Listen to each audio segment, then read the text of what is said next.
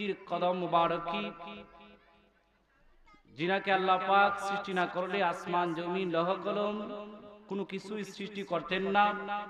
তিনি হলেন আল্লাহর নবী, আল্লাহর রাসূল, সমস্ত নবীগণের নবী, সমস্ত নবীগণের রাসূল, আফতাবে নবুওয়াত, শাহানশাহ রিসালাত, সরকার কায়নাত, ইমামুল মুরসালিন, সাইয়্যিদুল মুরসালিন হুজুর কুল নূর সাল্লাল্লাহু তাআলা আলাইহি ওয়াসাল্লামের উপর। প্রিয় উপস্থিতি, আমি কালামে পাক থেকে একটি আয়াতি কারিমা তিলাওয়াত করেছি।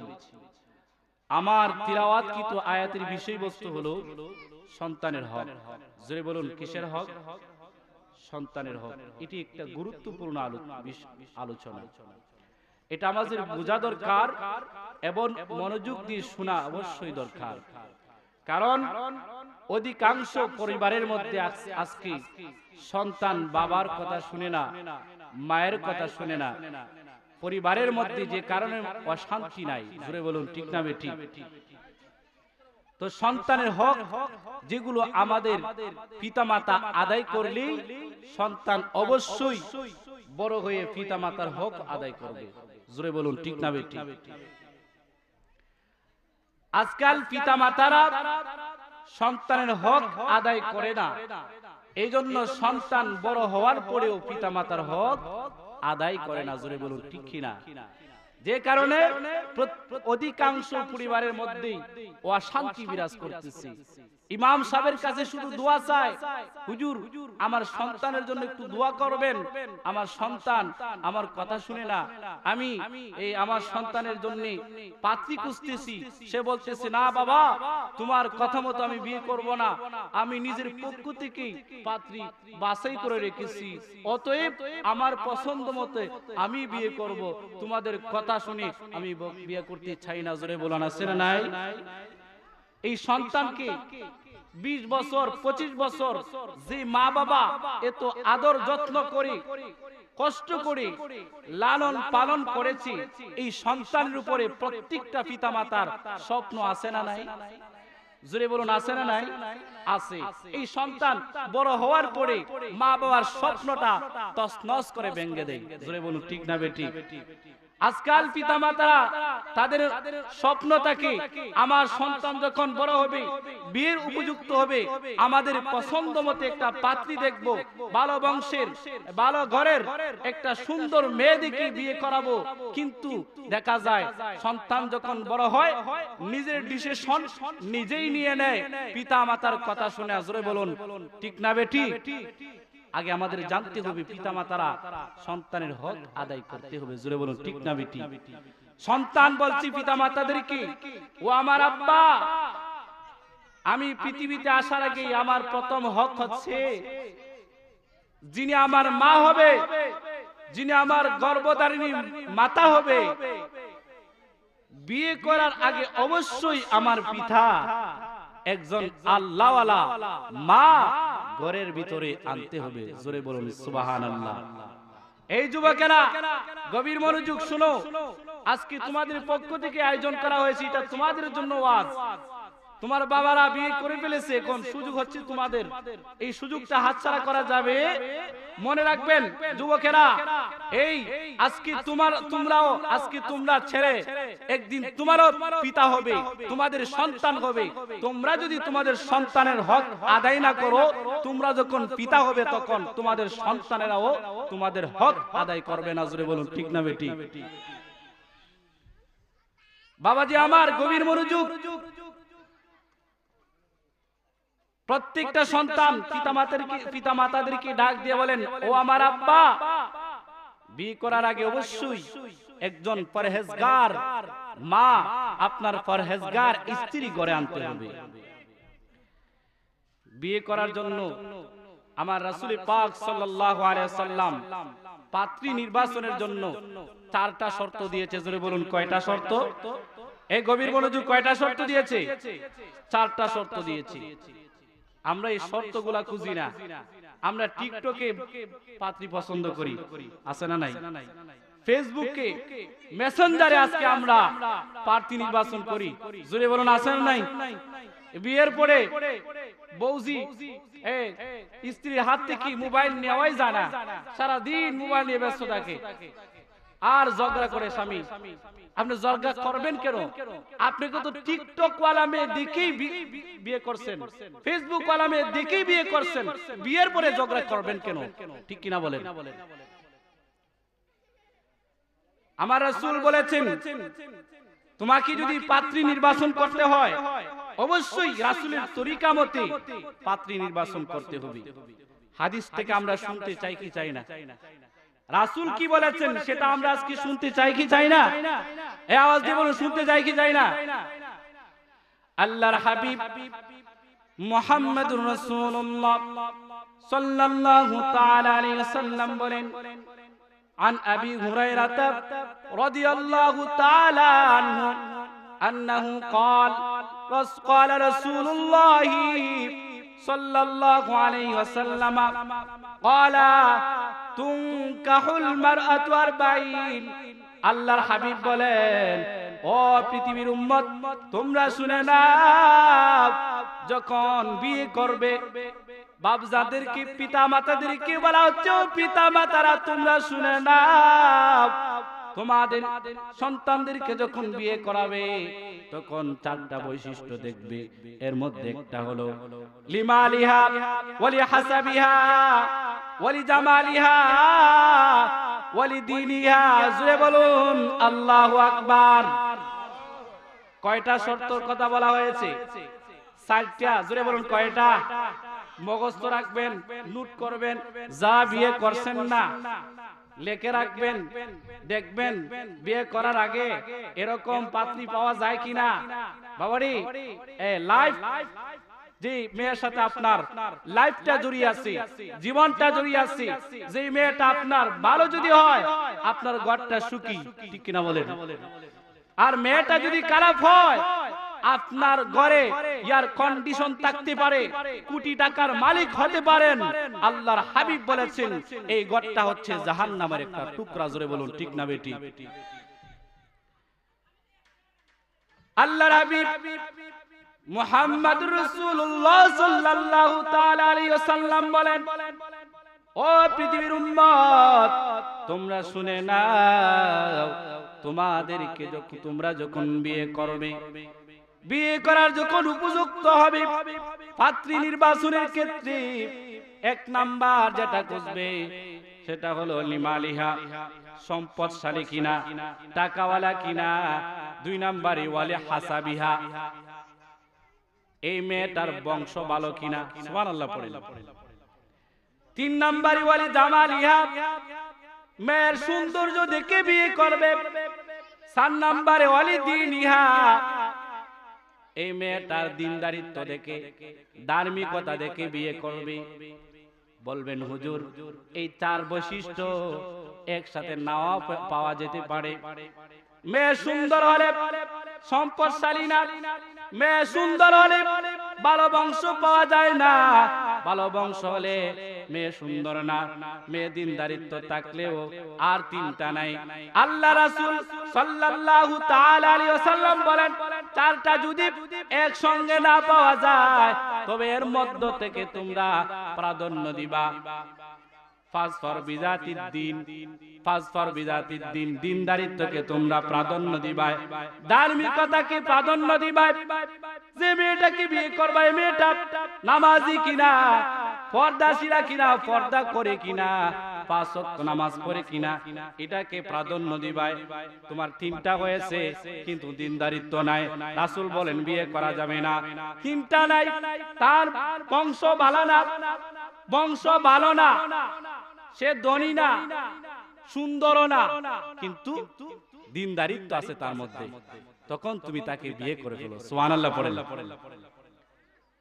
আর বংশ ভালো, সম্পদশালী, সৌন্দর্য বেশি, স্মার্ট, গ্রামের মধ্যে 1% তার মতো মেয়ে আরেকটাও নাই, কিন্তু নামাজ পড়ে না, সকালবেলা ঘর থেকে বের হলে বিকাল বেলা আসে, সারাদিন কোথায় থাকে খোঁজ খবর পাওয়া যায় না।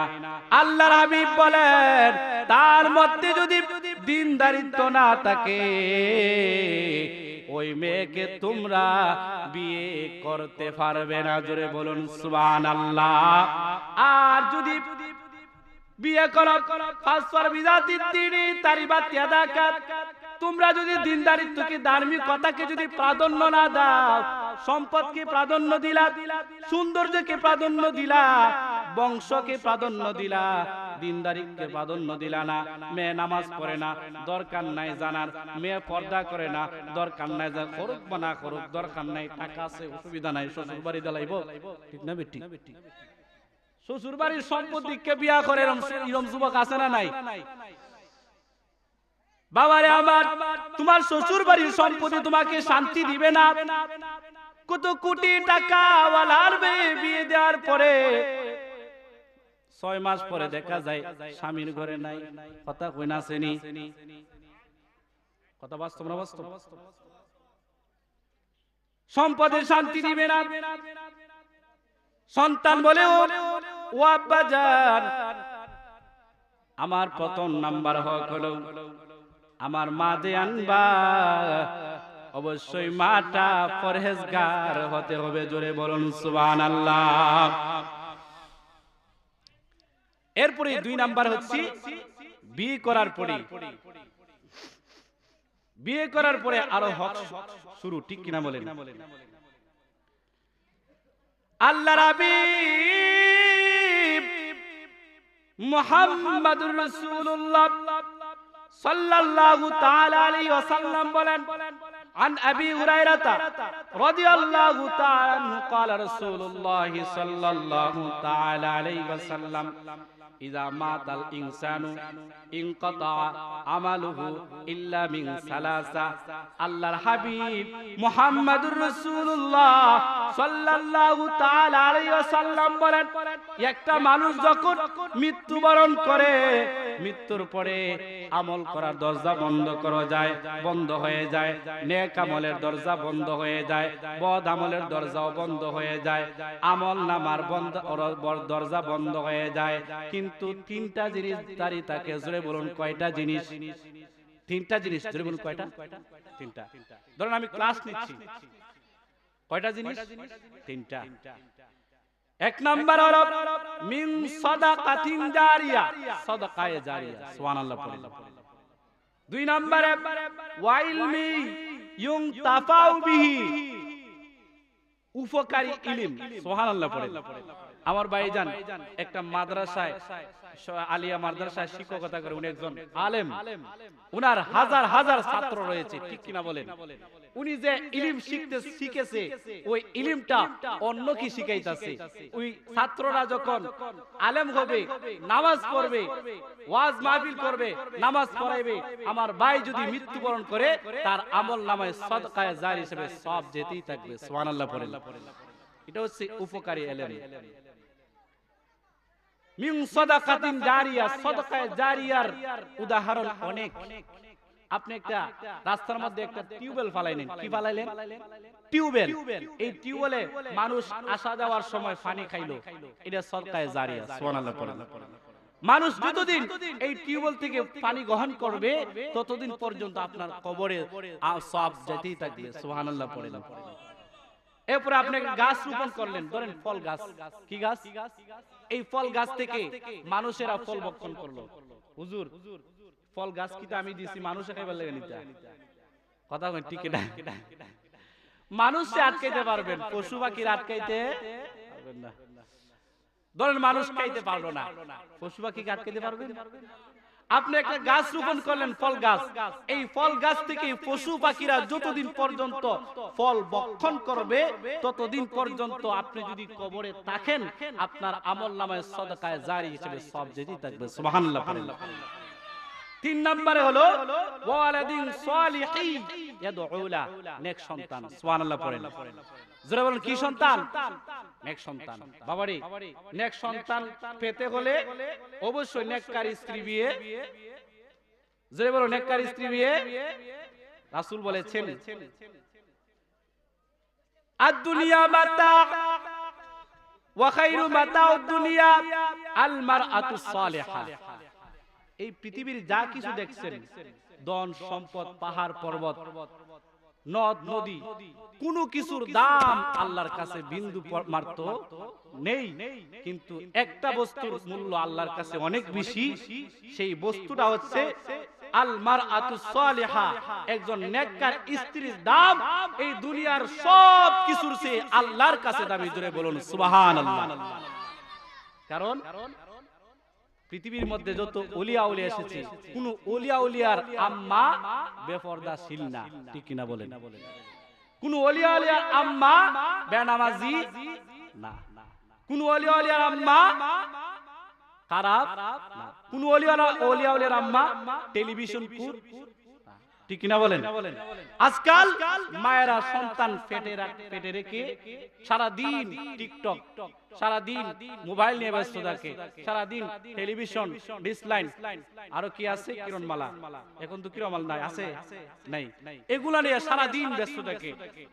ডাক্তার বিজ্ঞানী বলেছে, সন্তান যখন পেটের ভিতরে থাকে, পেটের ভিতরে সন্তান রেখে মা যাই করবে, যেটাই করবে, সন্তান এটাই শিখবে, দুনিয়াতে আসার পরে এটাই আমল করবে। নাউজুবিল্লাহ পড়ে। বাস্তব প্রমাণ হলো গাউসে পাক আব্দুল কাদের জিলানী রাহমাতুল্লাহ আলাইহি আম্মা জান উম্মুল খায়র মা ফাতেমা রাদিয়াল্লাহু তাআলা আনহা গাউসে পাককে পেটের ভিতরে নিয়ে 18 সিবরা তিলাওয়াত করেছে। গাউসে পাক আম্মা জানের পেটের মধ্যে থাকা অবস্থায় শুনে শুনে 18 সিবরার হাফেজ হয়ে পৃথিবীর জমিনে আগমন করেছেন। সুবহানাল্লাহ। আপনি সন্তান গর্ভে নিয়ে আপনি নিয়ত করেছেন আপনার সন্তানকে আলেম বানাবেন, টেলিভিশন দেখে আলেম বানাইতে পারবেন না। আপনি আপনার সন্তানকে পেটের মধ্যে নিয়ে কোরআন তেলাওয়াত করবেন, নামাজ পড়বেন, বেশি বেশি তাসবিহ তাহলিল আদায় করবেন, সুবহানাল্লাহ পড়েন।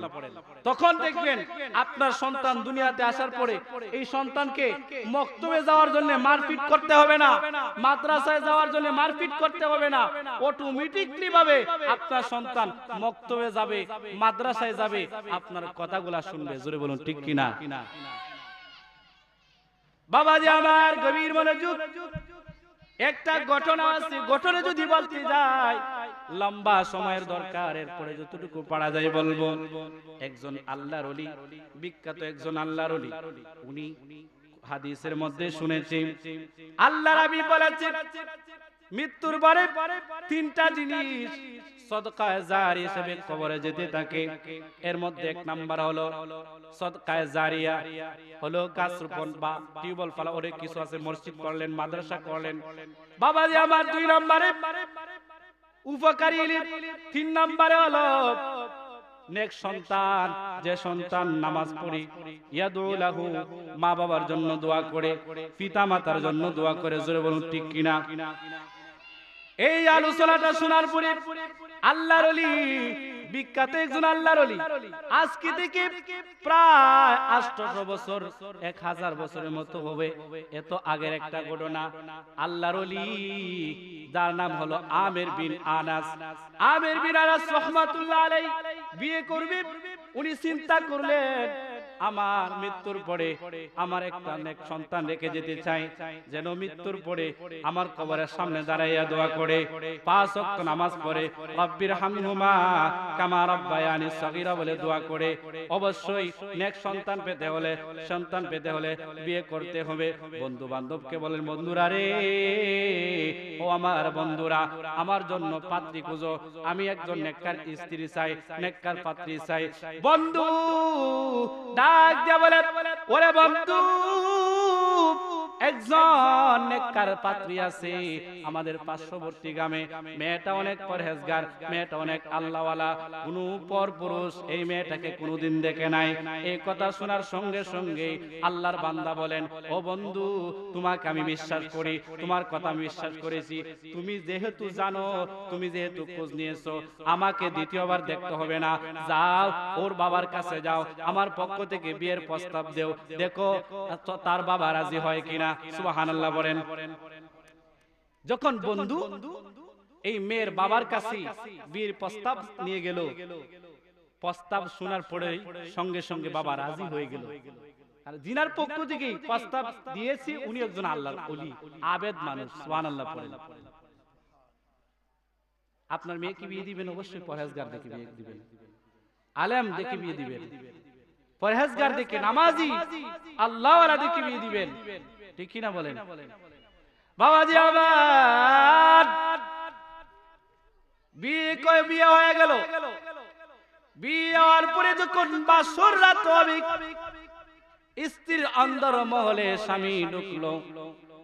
জীবনে প্রথম উভয়ের সাক্ষাৎ, একজন আর একজনের সাথে দেখা করবে। স্ত্রীর চেহারার দিকে তাকাইয়া স্বামী বেহুশ হইয়া জমিনের মধ্যে পড়ে যায়। কিরে, আমার স্বামী জমিনের মধ্যে কেন পড়ে গেল বেশ হইয়া? তার হুঁশ ফিরল। হুঁশ ফিরার পরে আল্লাহর বান্দা বলে, ও আমার স্ত্রী, তোমার সাথে আমার সংসার হবে না। ও কেন? তুমি যে খালার খালা, তোমার দিকে চাওয়াই যায় না। সুবহানাল্লাহ পড়ে, তোমার সাথে আমার সংসার হবে না। মনের কষ্ট নিয়ে ঘর থেকে বের হয়ে গেছি। আল্লাহর বান্দি নামাজে দাঁড়িয়ে গেছে, আল্লাহর দরবারে ডাক দেয়া বলে, রব্বুল আলামিন, ও আমার আল্লাহ, আমার বিয়ে হয়েছে, আমার স্বামী আমার চেহারা দেখতে চাই না। আজকে হলো পরম একটা সুখের রাত্রি, আমার বিছানা আমার স্বামী নাই, মনে করে কষ্ট। আল্লাহ গো, এই কষ্ট আমার সহ্য হচ্ছে না। স্ত্রী বারান্দার কাছে স্বামীর কাছে এসে বলতেছে, স্বামী গো, আপনি তো একজন আল্লাহর বান্দা, আপনার স্ত্রী আমি, আমার হক যদি আপনি আদায় না করেন, নামাজ পড়লেও আল্লাহর দরবারে আপনার আসামি হতে হবে, আল্লাহর দরবারে আপনাকে জবাবদিহিতা করতে হবে। আজকে আপনার অবশ্যই আমার হক আদায় করা লাগবে। এই কথা বলার পর আল্লাহর বান্দা তো পরেশগার চলে গেলেন। স্ত্রীর সাথে সে মিলিত হলো। মিলিত হওয়ার সময় একটা দোয়া আছে, আল্লাহুম্মা জান্নিবনা শাইতানা মা রাযাকতানা। সুবহানাল্লাহ পড়েন। হাদিস শরীফের মধ্যে রাসূলুল্লাহ সাল্লাল্লাহু তাআলা আলাইহি ওয়াসাল্লাম বলেছেন, যে ব্যক্তি এই দোয়াটা পড়ে স্ত্রীর সঙ্গে মিলিত হবে, ওই মিলিত হওয়ার পরে এই যে সন্তান গর্ভপাত হবে, এই সন্তান দুনিয়াতে আসার পরে শয়তান এই সন্তানকে কুমন্ত্রণা দিতে পারবে না। জোরে বলুন সুবহানাল্লাহ। স্ত্রীর সাথে মিলিত হলো, সভা শুরু। ফজরের নামাজের সময় মসজিদে চলে গেল, চিন্তা করতেছে এই স্ত্রীর সাথে আমার সংসার করা যাবে না। ঘরের ভিতরে গেলে যে চেহারা দেখলে আমার মিজাজ আরো খারাপ হবে, এমন স্ত্রী দরকার যে স্ত্রীর চেহারা দেখলে আনন্দ লাগে। জোরে বলুন আসেনি? দরকার আছে না? যে স্ত্রী স্বামীর জন্য সাজসজ্জা করে না, দেখবেন ঘর থেকে বের হলে এমন ভাবে সাজে। এই মা বোনেরা, আমার বোনেরা, আপনাদের পায়ের নিচে হাত রেখে আমি বলছি, আপনাদের স্বামী, যাদের স্বামী বিদেশে আছে, আপনারা সাজবেন না, অন্য পুরুষকে দেখানোর জন্য সাজবেন না। আপনার স্বামী বিদেশে থেকে, প্রবাসী থেকে অনেক কষ্ট করতেছে। জোরে বলুন ঠিক কিনা? আপনিও বাড়িতে থেকে কষ্ট করেন, অবশ্যই এর যা যা পাবেন। শাস্তে হলে অবশ্যই স্বামীর জন্য শাস্তে হবে। জোরে বলুন, কার জন্য শাস্তে হবে? স্বামীর জন্য। পর পুরুষকে দেখানোর জন্য সাজা হারাম, আর আপনার স্বামীকে দেখানোর জন্য যদি আপনি সাজেন, অবশ্যই এটা সওয়াব হবে। সুবহানাল্লাহ। স্বামী বাজারা ফজরের নামাজ পড়ে স্ত্রীর কাছে যাইয়া বলতেছি, স্ত্রী গো, ও স্ত্রী, তোমার সাথে আমার সংসার করা যাবে না, আমি চলে যাই, তোমার সাথে আর দেখা হবে না। বেচারা অনেক দূরে চলে গেল। অনেক দূরে চলে যাওয়ার পরে 25 বছর পরে মনে মনে ভাবলো, এখন মনে হয় আর স্ত্রী বাড়িতে নাই, অবশ্যই এতদিন পর্যন্ত সে আমার অপেক্ষা করবে না, তার বাবার বাড়িতে চলে গেছে। তার বাবার বাড়িতে চলে গেছে, এমন হতে পারে তার অন্যত্র বিয়ে হয়ে গেছে, এখন আমি বাড়িতে যাই, আর কোনো অসুবিধা হবে না। আল্লাহর বান্দা 25 বছর পরে বাড়িতে আসার জন্য যখন রওনা হলেন, আপনাদের এলাকার কেন্দ্রীয় মসজিদ, এক সময় কেন্দ্রীয় সারা 4-5 গ্রামে একটা মসজিদ থাকতো, এমন একটা মসজিদে জুমার দিন শুক্রবার দিন মসজিদের ভিতরে যখন জুমার নামাজ আদায় করার জন্য যখন ঢুকলো রে বাবা, ঢুকার পরে তাকায় দেখে সুদর্শন সুন্দর একটা যুবক মিম্বরে বৈশা আলোচনা করতেছে, আর শ্রোতারা চাতক পাখির মতো বসে আছে, তার আলোচনা শুনতেছে গভীর মনোযোগ দিয়া। সুবহানাল্লাহ পড়েন। আল্লাহর বান্দা নিজেও বসে পড়লেন, ওই যুবকের আলোচনা শুনতেছে। জুমার নামাজের পরে সবাই লাইন ধরে দাঁড়িয়ে গেছে যুবকের সাথে মুসাফা করার জন্য, সবাই মুসাফা করতেছে, যুবকের সাথে দোয়া নিতেছে, হাতে চুমা দিতেছে, কদম মুসি করতেছে। আল্লাহর বান্দা মনে মনে চিন্তা করলো আমিও তার সাথে দেখা করব। দেখা করার পরে বলতেছে, আল্লাহর বান্দা রে, ও যুবক তোমার নাম কি? বলে আমার নাম হচ্ছে হযরতে মালিক। সুবহানাল্লাহ পড়েন। আমাদের মাযহাব কয়টা? যদি বলেন মাযহাব কয়টা? 4টা। হানাফি, মালিকি, শাফি, হাম্বলি।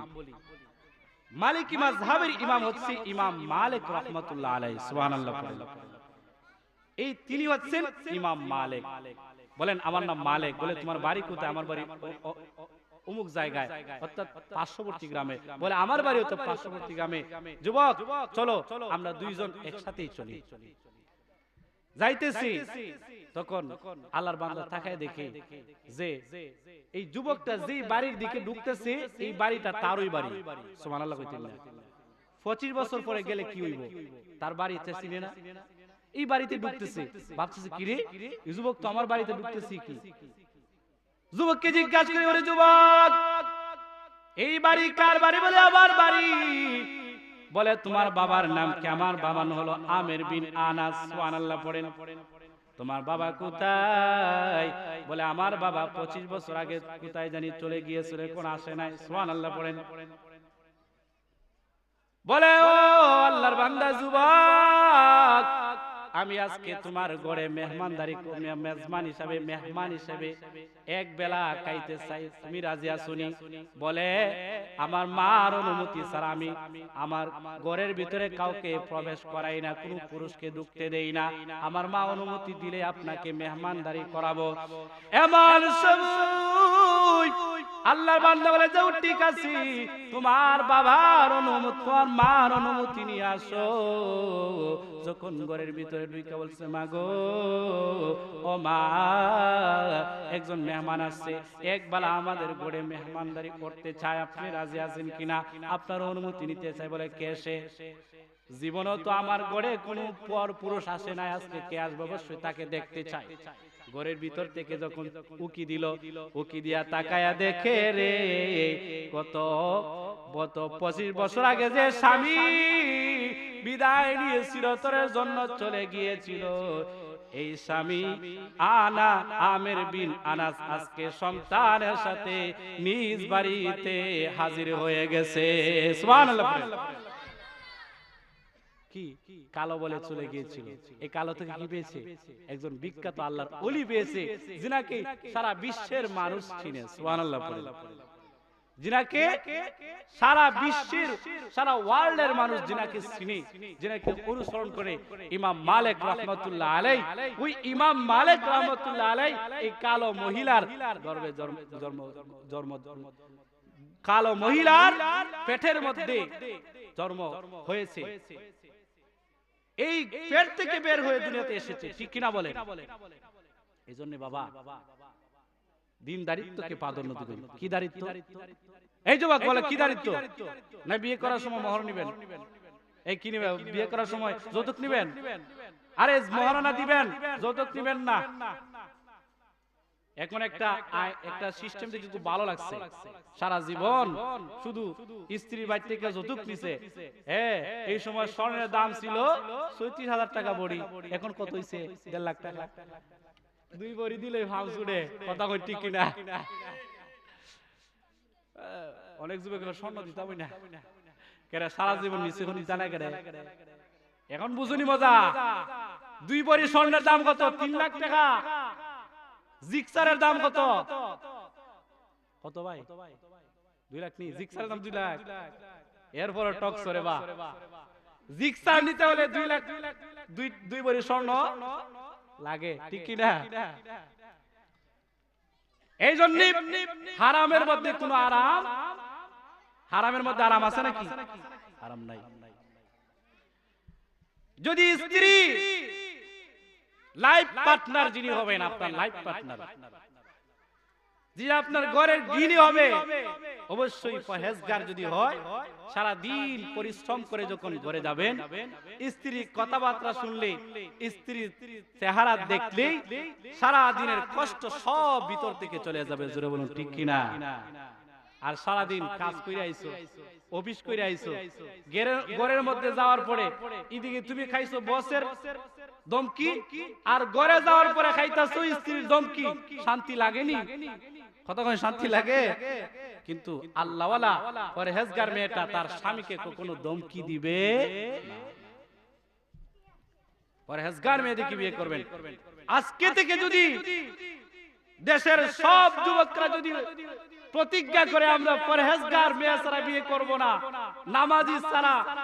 নামাজি মেয়ে ছাড়া বিয়ে করবে না দেখবেন প্রত্যেকটা মেয়ে আগামী কাল থেকে ফানজাগানা নামাজি হবে এবং পর্দাশীলা হবে জোরে বলুন ঠিক কিনা একটা কথা মনে রাখবেন যুবক আল্লাহ পাক বলেছেন আল খাবিসাতু লিল খাবিসাত ওয়াত-তাইয়িবুনা লিত-তাইয়িবাত আপনি যদি পবিত্র থাকেন স্ত্রীও পবিত্র পাবেন আর আপনি যদি খবিস আপনি যদি নাপাক হন স্ত্রীও নাপাক পাবেন কথা বলেন ঠিক কিনা আপনি একটা কথা মনে রাখবেন রাস্তা দিয়ে হাঁটার সময় অন্য একটা মেয়েকে অন্যর বোনকে অন্যের মেয়েকে আপনি ইশারা করলেন ইফটিজিং করলেন মনে রাখবেন যুবক আপনি তো বিয়ে করছেন না আপনারটাও তো কোনো না কোনো দিক দিয়া হারতাছে বলেন ঠিক কিনা আপনি যখন অন্যের হক নষ্ট করবেন আপনার হকটাও অন্য নষ্ট করবে বলেন ঠিক কিনা আপনি বিয়ে করেন নাই অন্যের হক নষ্ট করার আগে চিন্তা করবেন মাথায় নেবেন আমি যেহেতু বিয়ে করছি না আমারটাও কোন দিক দিয়ে ঘুরাইতেছে কোন না কোন স্কুলে পড়ালেখা করতেছে আমি যখন অন্যের হক নষ্ট করব অবশ্যই অন্য একটা ছেলে দিয়া আমার হকটাকে আল্লাহ নষ্ট করাইবেন বলেন ঠিক কিনা স্ত্রী পবিত্র পেতে হলে নেককার পেতে হলে এই যুবক ভালো হয়ে যাও অন্য কোন মেয়ের দিকে কোন নজরে তাকাবে না বলেন ঠিক কিনা আমরা রাজি আছি না নাই যুবকেরা 5 ওয়াক্ত নামাজ পড়বে এবং আল্লাহর হুকুম মোতাবেক চলাফেরা করবে আল্লাহ পাক সকলকে আজকের আলোচনা আমল করার তৌফিক দান করুক সকলে বলেন আমিন ওয়া আখির দাওয়ানা আলহামদুলিল্লাহি আলামিন আসসালামু আলাইকুম ওয়া রাহমাতুল্লাহি তাআলা ওয়া বারাকাতুহু আমার কথা কষ্ট পাইছেন কষ্ট পেয়ে থাকলে কমার দৃষ্টিতে দেখবেন